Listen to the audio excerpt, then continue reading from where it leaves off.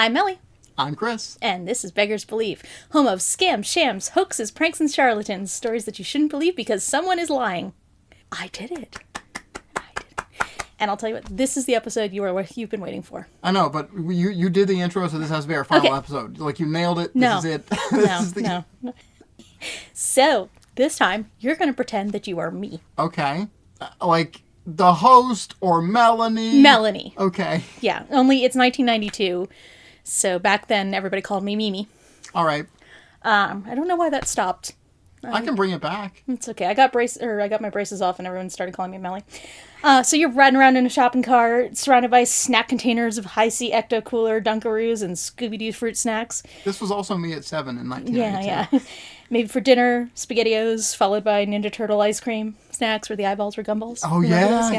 Oh, I'm going so far back now. Yeah. And it's me somewhere in my jelly shoes, gotta get... Wow! Have those little things in my hair that look like I didn't know we were taking balls. a trip in the Wayback Machine. Oh, yeah. Mr. Peabody! So your mom my mom pushes you to the checkout. You look up, and on a black and white tabloid, you spy a weird bulbous face, and the headline, Bat Boy Found in Cave. I vividly remember the first day I saw this as a kid in my grandparents' convenience store, because they carried copies of The Sun. Now, because you were me, it wasn't The Sun, it's the Weekly World News. Oh, right. That's what, yes. Weekly World News. Weekly World News. But because you're me, you're like, Mom, I want to see this book. And Mom says, you are not allowed to touch that book. That is pure trash. We are not doing that. No.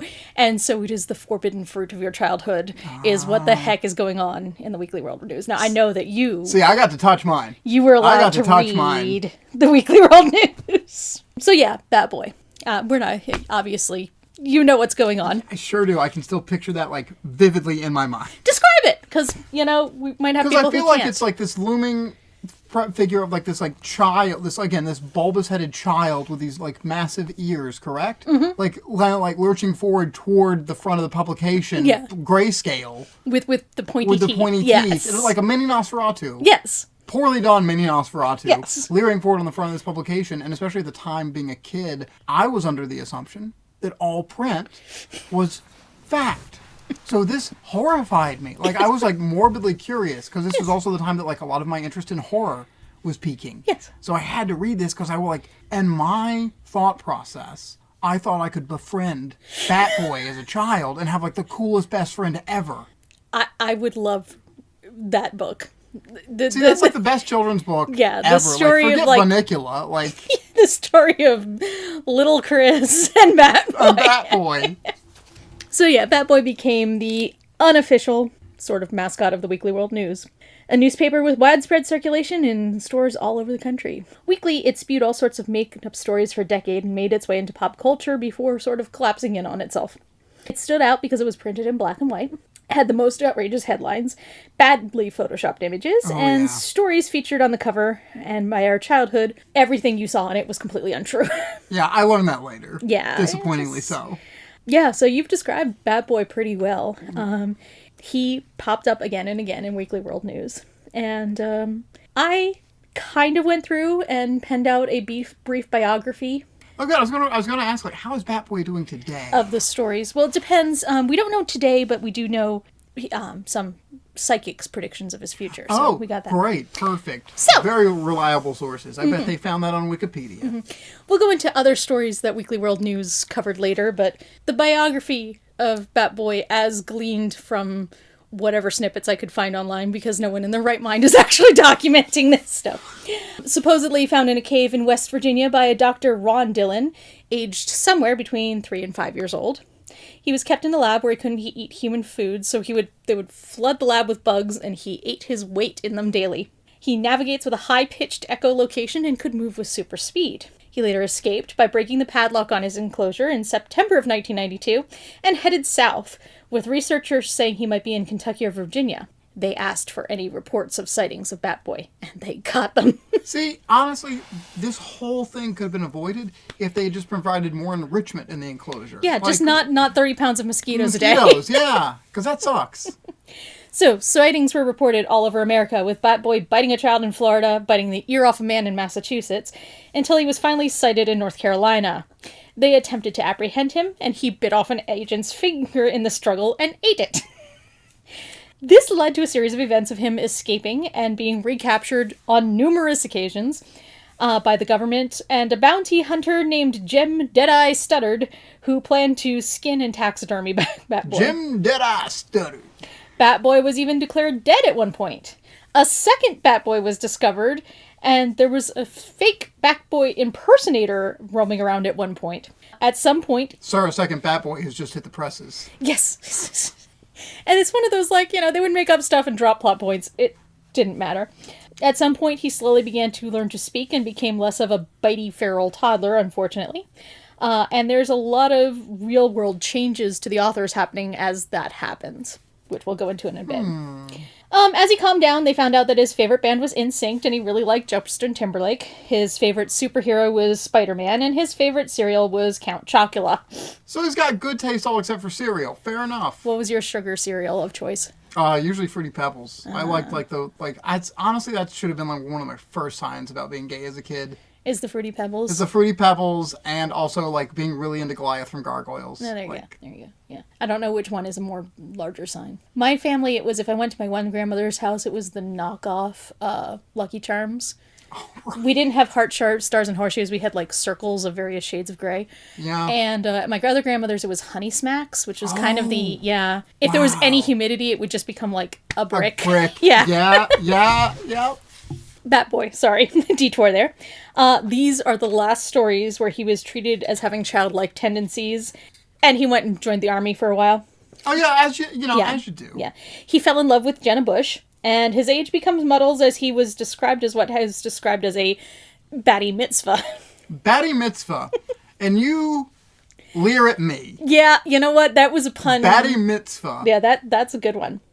And by good, I mean terrible. Yeah, there we go. No. Good puns are terrible. Yeah. Terrible puns are good. He went missing at one point, and in this time running around stole cars, including a Mini Cooper, went on joyrides, and was accused of having an affair with Jennifer Lopez. Despite this, he started training with the Marines to take out Osama bin Laden.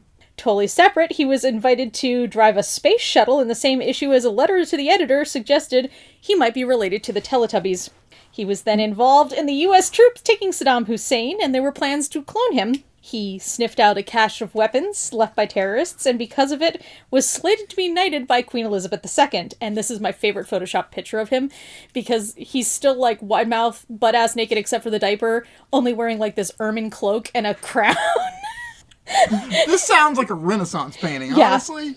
His loyalties must have laid with the United States, so he attempted to run as John Kerry's vice president, and then tried out for American Idol. When this didn't work out, he decided to marry Britney Spears, causing fans to go on a hunger strike. A cure for his battiness was... we're going to call it batulism. I like that. There we go. Yeah. Was suggested in 2004, but rejected by Batboy, who seemed to be living a full life despite his bat-like tendencies. This is just the plot of X-Men. Yes. Now, he should have been a bat teen. A bat teen? Or a bat adult by this point, but we're still, But there was another secondary character who popped up from time to time, known as Boy Bat, and their relationship was being questioned. He then decided to move to Argentina to help then plummeting value of the Argentinian peso, in an article that featured him wearing a sombrero. A bat sombrero. In 2007, Mitt Romney visited Batboy's cave with a campaign promise to keep spelunkers safe from monsters. And a report from a time traveler says that in 2028, Batboy will in fact be president. I mean, honestly, I wouldn't be opposed to that. If we go by the timeline, Batboy would be in his mid-30s. Correct. Well on his way to bat middle-aged. Yep. And in real life, had a off-Broadway play based on him. Was featured in comics, but the comics are not considered canon to the Batboy story. Oh, fair enough. All right. Because apparently someone cared enough for that. So, yeah. It's just fascinating to me that this tiny spectacle of an article evolved into this entire mythos and kept showing back up and integrating popular culture of the time. Oh yeah, that's the thing that is fascinating about this whole thing is it's pop culture of the 80s and 90s through a mirror darkly. Yeah. Like you totally can look at it and it's like, oh, this is what is going on, but it's this otherworld version of things. That's just such an interesting lens to display all of these events through is Batboy. Yeah. Yeah, it is. Yeah. And we will get back to the actual creation of Batboy the character in a minute. But I want to go to the creation of the magazine that gave him life first. Yeah, please do. So the Weekly World News was started in 1979, originally in Lantana, Florida. That explains everything. It's a Florida publication. It was launched by Generosa Pope Jr., who was the creator of the National Enquirer. Oh, they were, okay, yep. Pope was an MIT graduate and worked for the CIA's Psychological Warfare Unit in 1950, and had rumors of mafia connections. I have so much more context now. That's kind of where I was when I read that. The National Enquirer was known for gory headlines, with Pope saying his inspiration was watching people rubberneck at car accidents. Originally, the Weekly World News was created to continue utilizing black and white presses that had been, when publications converted to color. It's claimed that Pope just felt bad that the black and white presses were a family-owned business and were about to go out of business, so he invented He found a use for them. He literally just found a reason for them to exist. In earlier days, the journal was semi-factual. What they would do is have people pick weird small articles from newspaper all around the country and just pack them into an article. Like, it was a weird news compilation. Clippers would go through an 8-foot tall pile of newspaper, picking out whatever the strangest things they could find. It was strange but mostly true, with a whole lot of celebrity gossip and pop culture notes kind of interwoven. In this era, it actually got into a fair amount of controversy, not only because many of these articles dealt with things like religious figures, but also in 1989, it posted pictures from the real autopsy of Ted Bundy. Oh my gosh, I didn't know that. Jeez. The person from the medical examiner's office who leaked the pictures was actually charged for that. Yeah, understandably so. But the problem is, through all this, the guiding principle for the journal had become, don't fact-check your way out of a good article. So, there was... What if that's like our new little thing, like don't fact-check your way out of a good listen? See, I want the stuff that I'm saying at least to be true. Fact-check your way into a good listen. Yeah. Fact-check your way into a great listen, yes. So you have this ever-increasing amount of embellishing, sensationalizing, creative writing, and then just wholesale making up stories until the publication was all just the wildest fiction they could come up with. The more outlandish the claims, the more the circulation seemed to increase through the late 90s and early 2000s. Berger stated in the beginning, we were very careful about facts, and then several years later, we're writing about space aliens, Bigfoot, and Batboy. All right. Printing of the newspaper moved to Boca Raton in the 90s. I like that the Weekly World News is coming from the mouth of the rat. Yes. We're on several levels here. Many of the writers for the Weekly World News came from backgrounds that were actually in traditional news reporting and just wanted to create the humdrum and flex their creative wings. There were reporters who had started on the Washington Post and the New York Times. Joe Berger, who I mentioned earlier, had been a White House correspondent. I mean, honestly, like, when I started undergrad, I went into professional writing, and I was really hoping to get into journalism. And the few stints that I had, just kind of like feeling out the field, it was so droll, or so to the point that, like, if it doesn't bleed, it doesn't lead. I was like, I don't want to do this. If I had been offered something like this, I would have jumped at that. That would have been fantastic. So the longtime editor and creative genius was named Eddie Klontz, and he was a 10th grade dropout from North Carolina. He described their roles at the Weekly World News by saying we were the Beatles of fake journalism. Yeah. This is basically this is how you shine with fan fiction in the 90s. Like, this is your route. While other such newspapers would publish a disclaimer, Weekly World News played it straight. Until 2004, when it added a note that the reader should suspend disbelief for the sake of enjoyment. The environment at the actual publication is described as being really fun, with people yelling out ideas, laughing, and creating such a ruckus that it disturbed their neighbors. Lind says, there's days when I would leave work with my stomach and face hurting from laughing all day, with ideas being kicked around. Eddie Klontz would actually stand on his desk with a squirt gun and squirt the writers.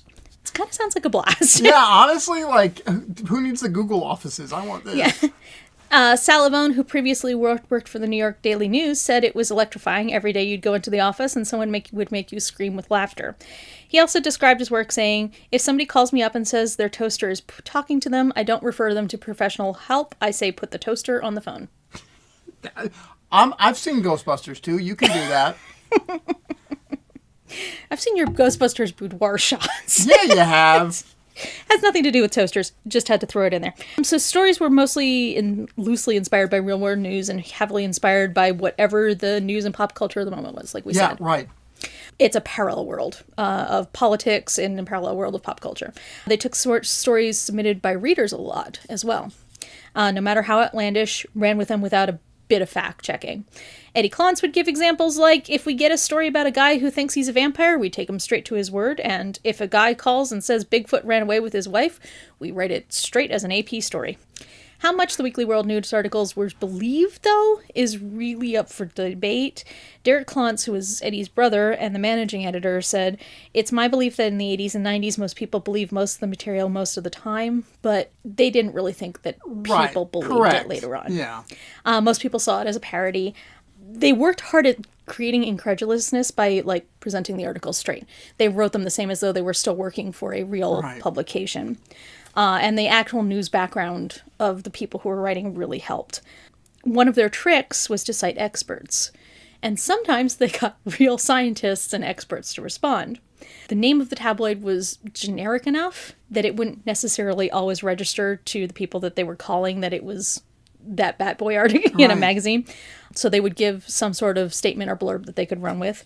When that didn't work out, they made up a name of a scientist and would just quote it, or they would say that it was a baffled scientist. Baffled scientists can't understand. It was used so often it became a running joke around the office that somewhere there was the Academy of Baffled Scientists. I mean, honestly, yeah.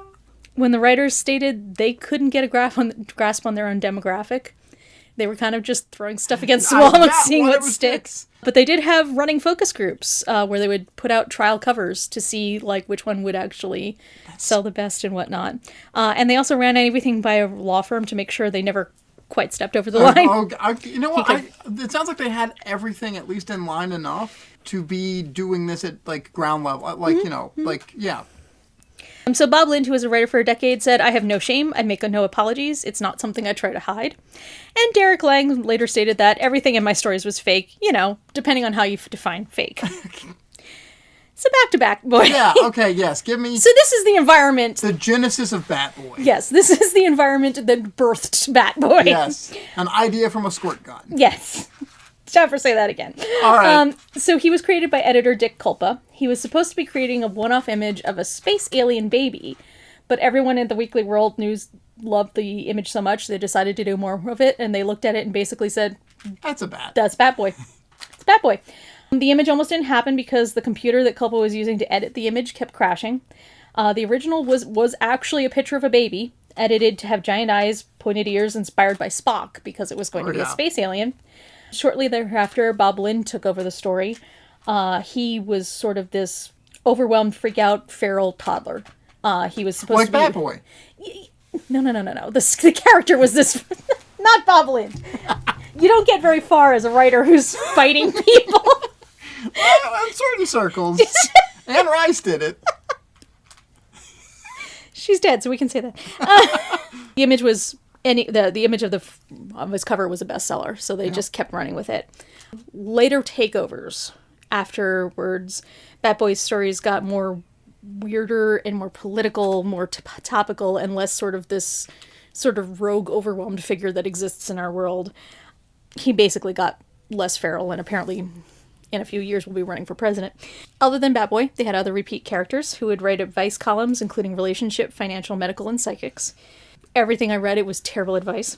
There was a frequent column by a character named Ed Anger, who parodied angry conservative viewpoints and would just be totally normal rhetoric today from everything I saw. Yes.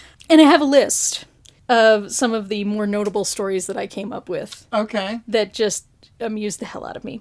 But let's talk about the fall of the magazine before we get there. They always said that they didn't have a slant. They had a slant. They had a slant. Yeah, they were very slanty. It was incredibly slanty. Slantier than a non-ADA approved wheelchair ramp.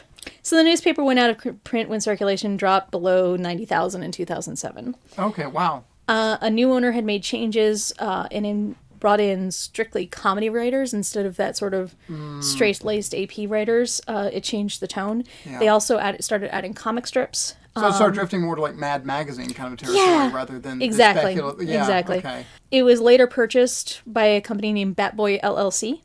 Was moved online, and it's led to a few situations where fake articles from Weekly World News have been repeated elsewhere, in fact, and more on modern days.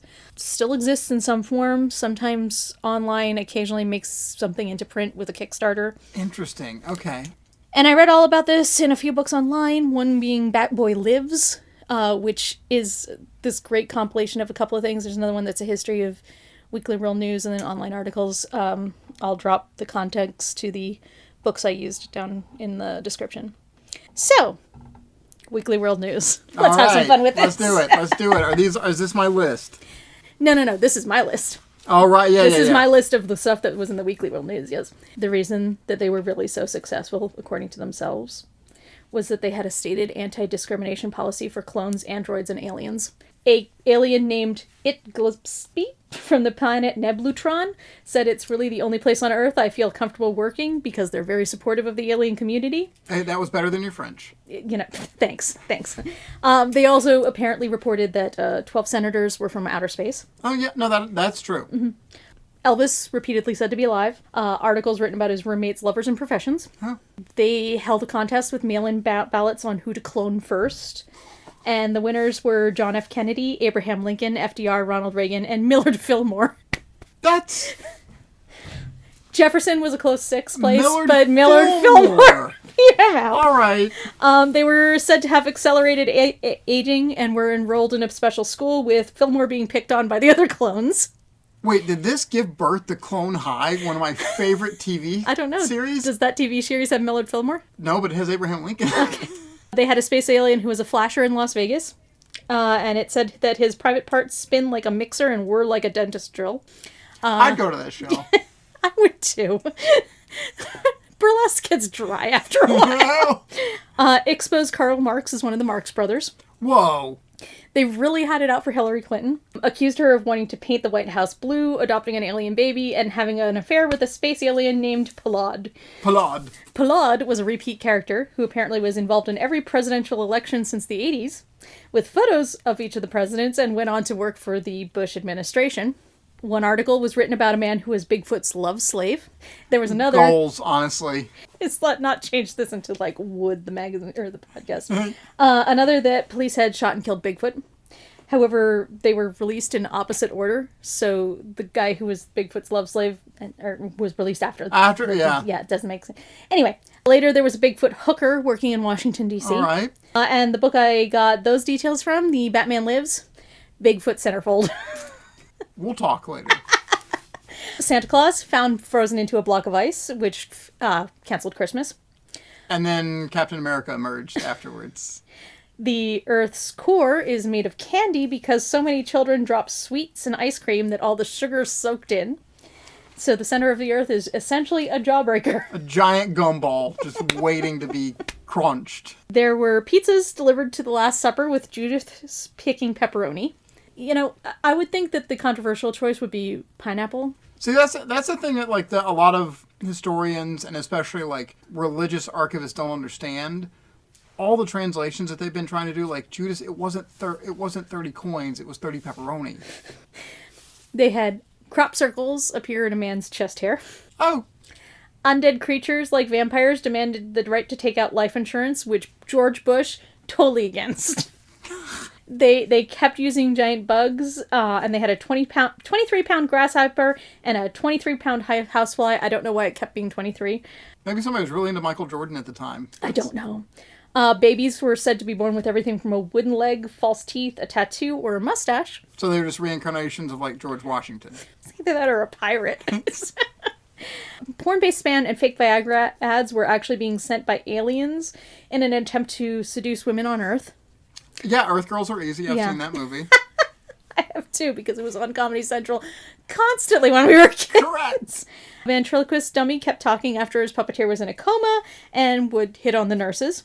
There was a satellite that took pictures of heaven, which was a smudge with a sort of Greek building. But the Soviets actually beat us to the discovery. Oh, of course they did, yeah. They published the predictions of Nostradamus. Nostradamus. Who was Nostradamus's idiot brother. Yep. Yeah. And the moon, circling back to our second episode, repeated subject. Apollo 11 on the first moon landing was found beer cans on the moon, and subsequent photos of the first moon landing found garden gnomes and lawn flamingos. the moon's rays turned the astronauts into werewolves, and that's the actual reason that we haven't gone back. See, I just gotta go to the moon. I just gotta go to the moon. There's so much cool stuff on the moon.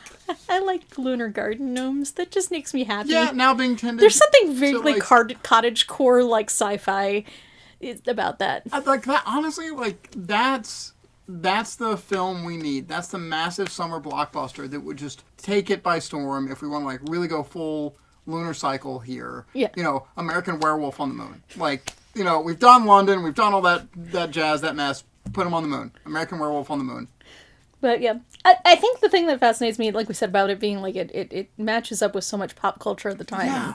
But also just, I don't know. But I guess that also ties into, it was integrating with pop culture so well because they had these like classically trained journalists and AP writers working there rather than these comedy writers who would probably be more apt to like create like sketches in and around these sorts of things. Yeah. Like these people who were like, I would report on this normally. Yeah. So I know the facts, the details. Let's integrate. And also just knowing the formatting, the choice of wording that would be used, it really helped. Yeah, it was fascinating. And like I said, this was not something I was like completely forbidden to read as a kid, so this was kind of a fun thing for me. I also liked that it was back when things like conspiracy theories were fun. Yes. And yes. not you know, terrifying people in the streets. But yeah, when it was, okay, a conspiracy theory is X-Files or Deus Ex, right. You know, the video game, and not real world. And ironically, like the last time I can think that is Gravity Falls, which ironically has Batboy in the intro. That's why I was thinking about like the law gnomes on the moon too. Yeah, exactly. Like, that's very Gravity Falls, you know. But yeah. where we could actually kind of have fun with things still, you know, without it being like end all, catastrophic, end of times, darkness, everything's sad. Yeah, I don't really like conspiracy theories anymore. They killed the vibe. They went all Zack Snyder on conspiracy theories. Oh, bad and it boy. is. So that was a fun little romp. No, that was a great little romp. I have the to jelly say, shoes really put me. Oh, in there the you go. I'd mindset. put you in the mindset. I have to say that when I was going through things, the moment that Batboy closed his mouth in those in those images, he jumped the shark. Yes. That was was it for me. It was like Yep. No. He needed to be open mouthed and ready to bite. Correct. Yeah. So yeah, that's what I got for this one. All right. Well, take it from this side of the microphone. Don't believe everything you hear. This is Beggar's Belief. You want to talk about where you can find us? Oh, yeah. Also, gotta plug our socials here because I just got that information. We are on Instagram as Beggar's Belief Podcast, all one word. We are on all of the major places you can find podcasts as Beggar's Belief. And if you have anything you want to write to us, especially good words of encouragement, or maybe you've cited Batboy recently and you're missing an appendage, you can email us at beggarsbeliefpodcast@gmail.com. Yay! Now I'm going to go to the moon. To see the garden gnomes.